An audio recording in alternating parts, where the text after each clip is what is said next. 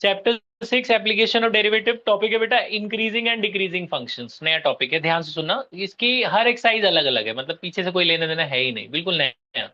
Chapter 6 application of derivative exercise 6.2 is called increasing and decreasing functions. जैसे नाम से पता चल रहा है कि आपको पता है कि भाई there are some functions whose graph increases for some time then start decreasing. ऐसे कुछ बढ़ते हैं कुछ घटते हैं, ऐसे होता है ना, ग्राफ इंक्रीज होते हैं फिर डिक्रीज होते हैं। तो इंक्रीज होते रहते हैं डिक्रीज होते रहते हैं। तो हमें एक कंसेप्ट, बेसिक कंसेप्ट, ये दो कंसेप्ट बता रहा हूं मैं आपको। एक तो ये कंसेप्ट है कि अगर मुझे पता करना है कि ये वाला पॉइंट है 0, ये वाला पॉइंट है 1, तो 0 से लेकर 1 तक ये इंक्रीज हो रहा है ना।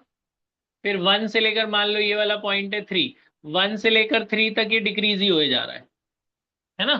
तो जो पहला पहला जैसे मैंने 0 डाला, फंक्शन में 0 डाला तो मेरा आंसर 0 ही आ गया। मैंने 1 डाला तो मेरा आंसर आ गया 5। तो पहला नंबर है 0, दूसरा नंबर है 5, तो 0 से 5 बढ़ रहा है ना। तो F0 जो है वो कम है ना F1 से। पहला नंबर दूसरे वाले आउटपुट से कम है। तो ये इससे पता चला है ना, कम से ज्यादा। तो अगर पहला वाला पॉइंट कम है दूसरा वाला पॉइंट ज्यादा है, इसका मतलब वो क्या हो रहा है, इंक्रीज हो रहा है ना। तो ये 0 की जगह ये लोग ऐसे डिनोट करते हैं, पहले वाले पॉइंट को x1 कहते हैं, इस वाले को x1 कहते हैं, इसको x2 कहते हैं, और इसको मान लो x3 कह दो। तो अगर x1 का आंसर x2 के आंसर से कम है, इसका मतलब क्या हो रहा है, इंक्रीज है ना, छोटे से बड़ा इंक्रीज हो रहा है। अगर उल्टा है, इसी में fx1 अगर बड़ा है fx2 से, जैसे इसमें ये fx2 जो है वो वो आपका वो बड़ा है ना इससे, इस वाले से, आपके ये वाले पॉइंट से। तो कहने का मतलब है, अगर पहला वाला आपका डिग्री, पहला वाला नंबर ऐसा होता कि पहला वाला वैल्यू वो बड़ी होती दूसरे वाले से, ऐसा होता ना, फिर वो कि पहली वैल्यू ज्यादा होती दूसरी वैल्यू कम होती। जो x1 है उसका आंसर ये आता, और जो x2 है उसका आंसर ये आता। तो पहली वैल्यू ज्यादा है ना दूसरी वाली से, अगर ऐसा होता तो इसका मतलब वो क्या हो रहा है, वो डिक्रीज हो रहा है ना। ठीक है, तो अगर कम से ज्यादा है तो इंक्रीज, ज्यादा से कम है तो डिक्रीज। ये तो बेसिक बात है जो हमें तो पता ही है। लेकिन हम क्या यूज करेंगे, हम ये यूज करेंगे सेकंड वाला। सेकंड वाला होता है बेटा तो इसको हम कहते हैं एक तरह से डेरिवेटिव टेस्ट। डेरिवेटिव टेस्ट, ये फर्स्ट डेरिवेटिव टेस्ट। फंक्शन, अब जैसे मुझे पता, ये फर्स्ट डेरिवेटिव टेस्ट कहता है कि उसे फंक्शन को बिना दो दो नंबर डाले, इसका फंक्शन दिया होगा, ग्राफ नहीं दिया होगा, उसे डिफरेंशिएट करना है और बीच की वैल्यू डालनी है। तो दो आंसर आ सकते हैं, या तो पॉजिटिव आएगा और या नेगेटिव आएगा। पॉजिटिव आने का मतलब है उसका स्लोप बढ़ रहा है, इसका मतलब इट इज इंक्रीजिंग। नेगेटिव आ रहा है, इसका मतलब इट इज डिक्रीजिंग। मतलब जैसे मान लो मुझे पता करना है, देखो इधर, जैसे ये है एफ एक्स आपका फंक्शन है x² + 3x - 5। मुझे पता करना है जी कि 0 से लेकर 1 पर ये इंक्रीज हो रहा है कि डिक्रीज हो रहा है। तो दो तरीके करने के। पहला तरीका कि पहले 0 डाल के देख लो, 0 डालना, 0 डाल रहे हो तो क्या आंसर आ रहा है, ये 0 हो जाएगा, 0 आ जाएगा, क्या आ जाएगा, -5। फिर 1 डाल के देख लो, 1 डालने पर कितना आएगा, 1 + 3 - 5 कितना आया, -1। तो ये इंक्रीज हो रहा है कि डिक्रीज हो रहा है, -5 छोटा नंबर है ना, छोटे से बड़ा जा रहा है, तो ये क्या हो रहा है, इंक्रीज हो रहा है। -5 से -1 बढ़ रहा है ना नंबर, -5 यहाँ होता है ना, फिर -1, तो ये इंक्रीज हो रहा है ना। तो इसका मतलब फंक्शन इज इंक्रीजिंग। एक तो होता है दो वैल्यू डाल के चेक कर लो, एक होता है ये फर्स्ट रूल से चेक करा था हमने, हमें पता चल गया इंक्रीजिंग है। सेकंड रूल से चेक करें तो सीधा इसे दो वैल्यू डालना ही नहीं है, सीधा एक बार डिफरेंशिएट कर दो। इसको डिफरेंशिएट करोगे क्या आएगा, 2x + 3। फिर वो कहते हैं इनके बीच का कोई एक नंबर डाल के देख दो।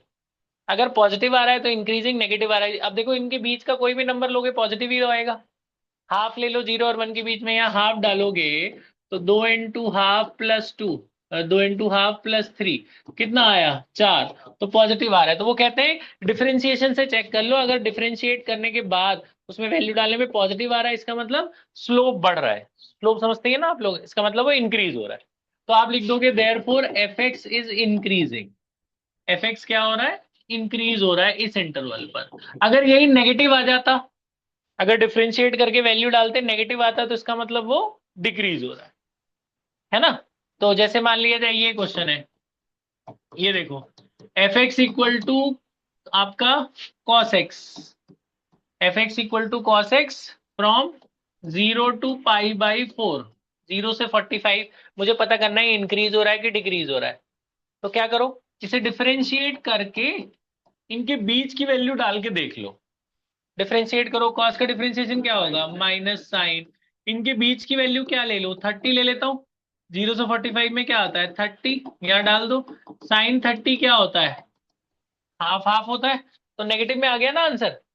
तो डिफरेंशिएट करके आपका आंसर नेगेटिव आ रहा है, तो इंक्रीज हो रहा है कि डिक्रीज हो रहा है इंक्रीज हो रहा है कि डिक्रीज हो रहा है।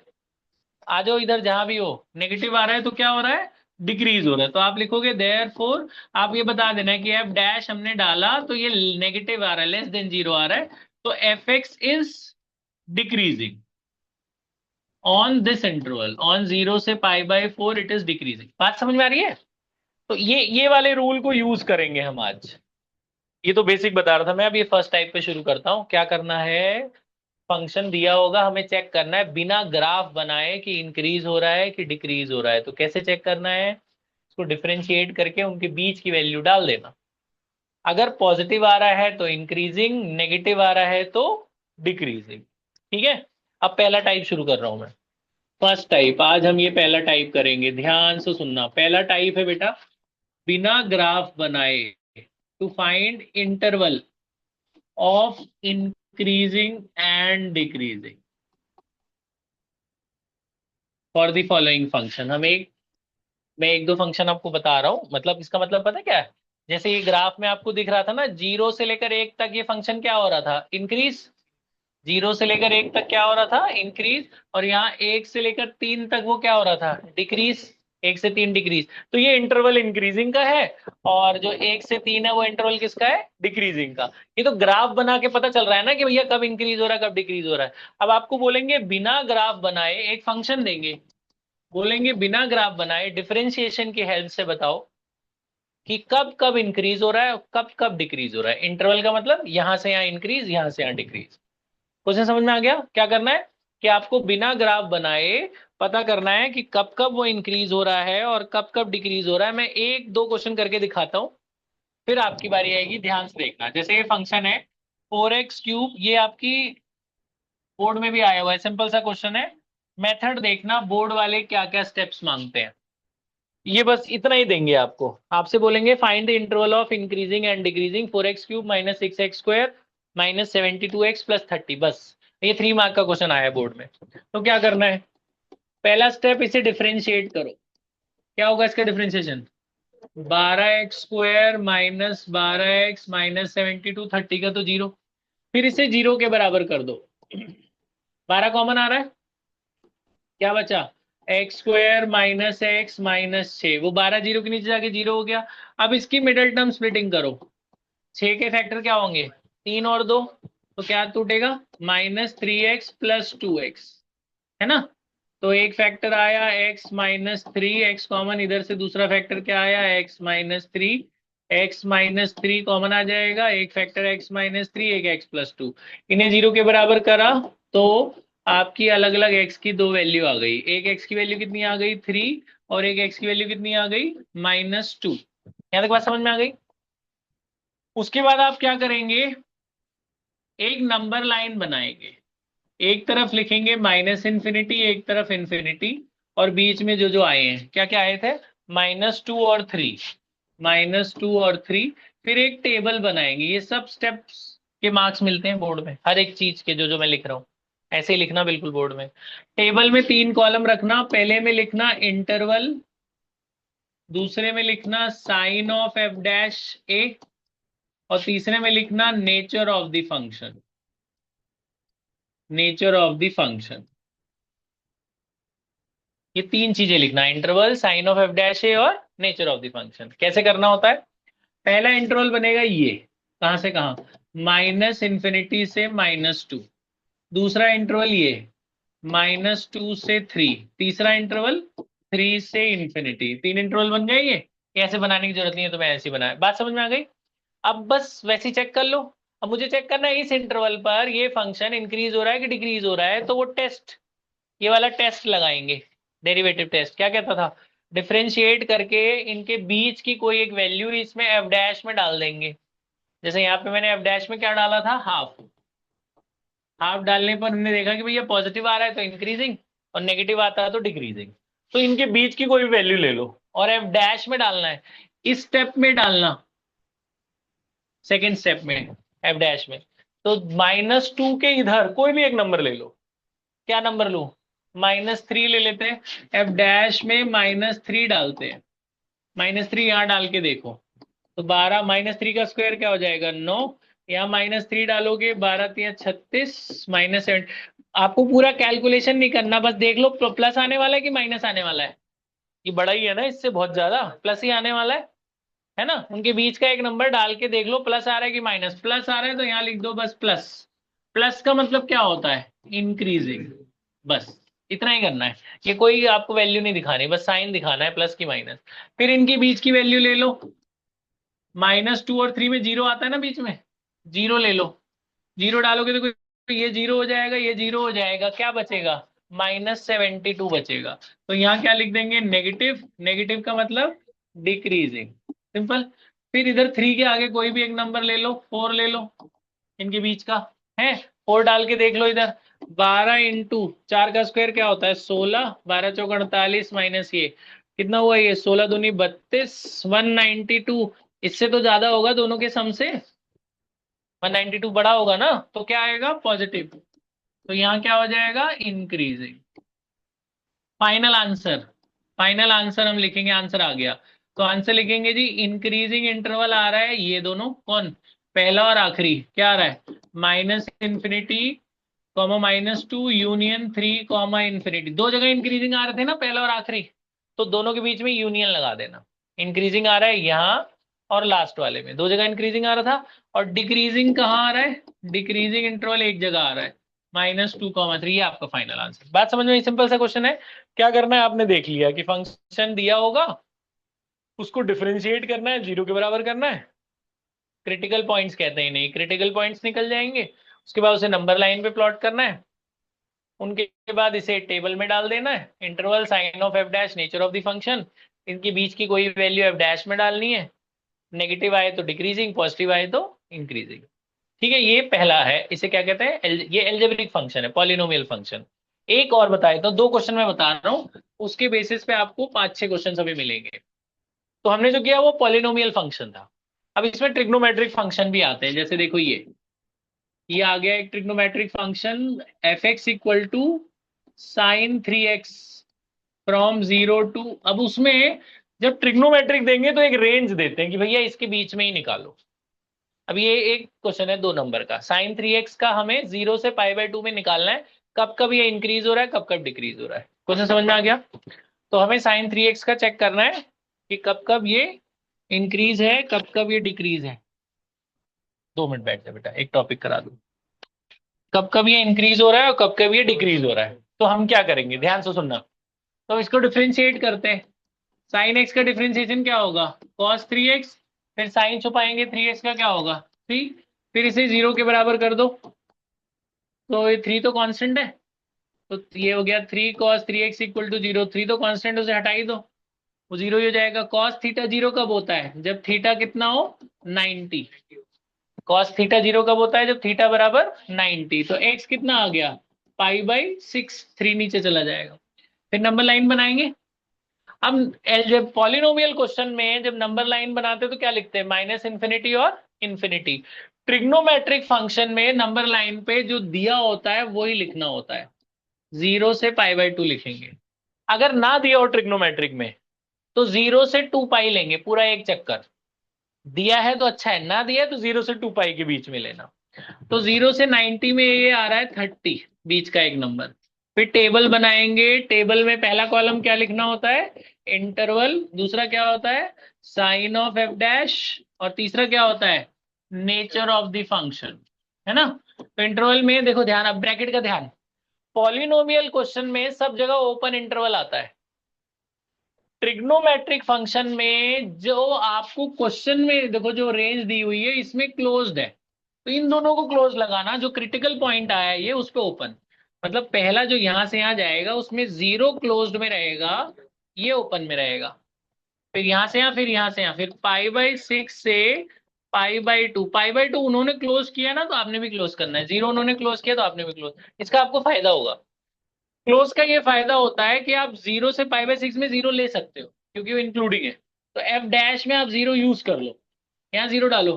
कॉस 0 क्या होता है, 1, ये 1 हो जाएगा, 1 × 3 3 पॉजिटिव आ रहा है ना, तो क्या हो गया, इंक्रीजिंग। पॉजिटिव मतलब इंक्रीजिंग। 0 से 30 के आगे कोई भी ले सकते हो, 45 ले लो। मैं 90 नहीं ले रहा हूँ क्योंकि cos 90 0 होता है। 0 पे कभी पता नहीं चलता कि इंक्रीज हो रहा है कि डिक्रीज हो रहा है, क्योंकि ग्राफ 0 से ऐसे भी जा सकता है, ऐसे भी जा सकता है। तो 0 से कभी पता मत लगाना। कोई और ले लो, 45 ले लिया मैंने। एफ डैश में π/4 डाल के देखते हैं यहाँ, 3 cos 3 π/4 आपको दिख रहा है। 3 π/4 is pi minus π/4। Pi minus कौन सा क्वाड्रेंट है, सेकंड। पाई हटेगा तो माइनस आएगा ना, है ना। सेकंड क्वाड्रेंट में कॉस क्या होता है, नेगेटिव। तो ये नेगेटिव आ रहा है, तो ये क्या हो गया जी आपका, डिक्रीजिंग। तो आंसर आ गया। तो लिख दोगे, इंक्रीजिंग कहाँ आ रहा है, यहाँ, और डिक्रीजिंग कहाँ आ रहा है, यहाँ आंसर में।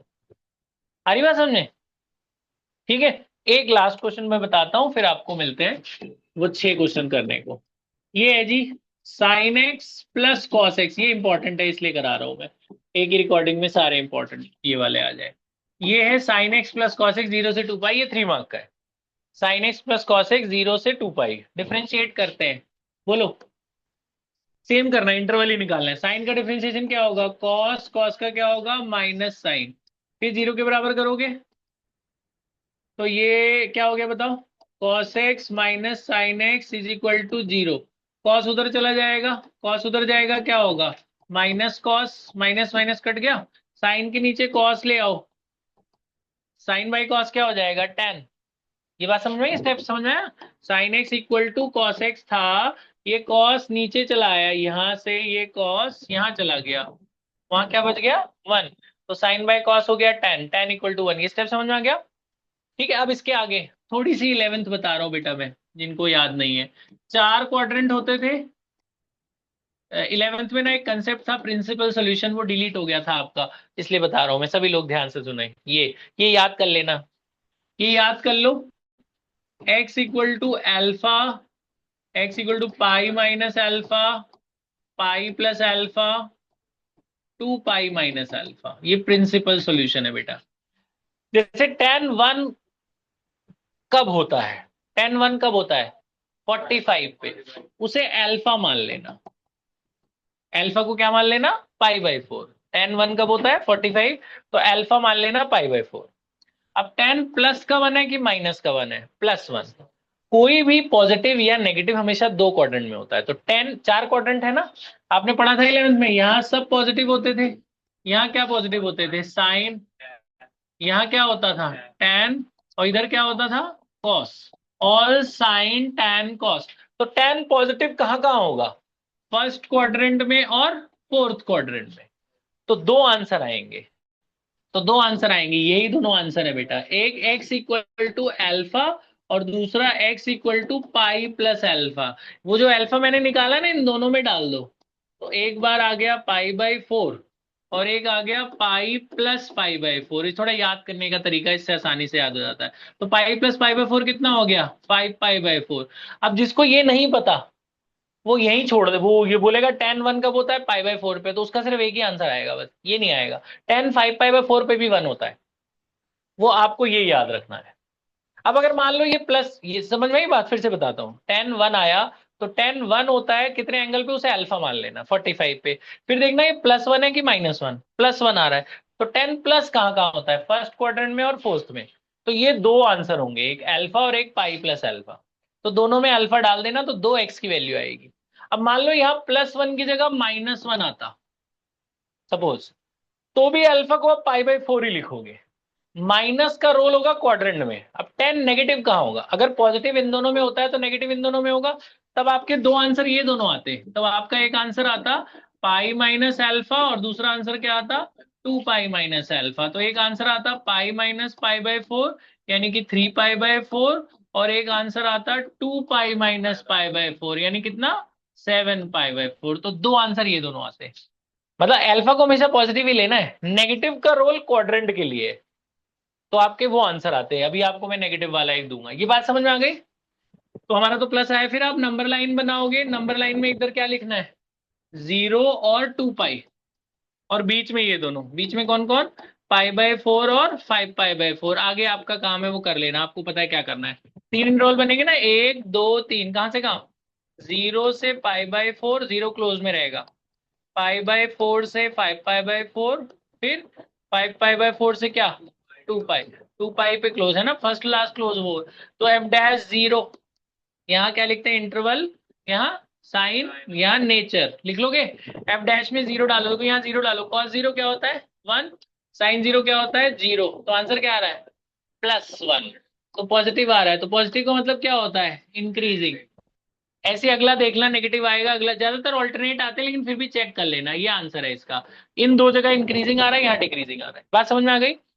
तो आपको जो क्वेश्चंस करने हैं वो हैं ये, मैं लिख के दे रहा हूं, आप ये क्वेश्चंस करने शुरू कर दो। आप इसमें से कुछ भी कॉपी नहीं करेंगे, इसी ऑर्डर में करेंगे।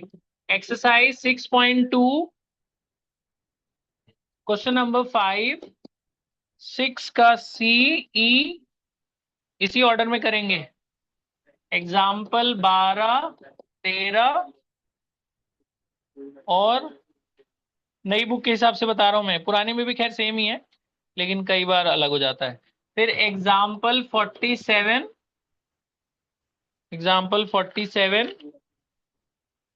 और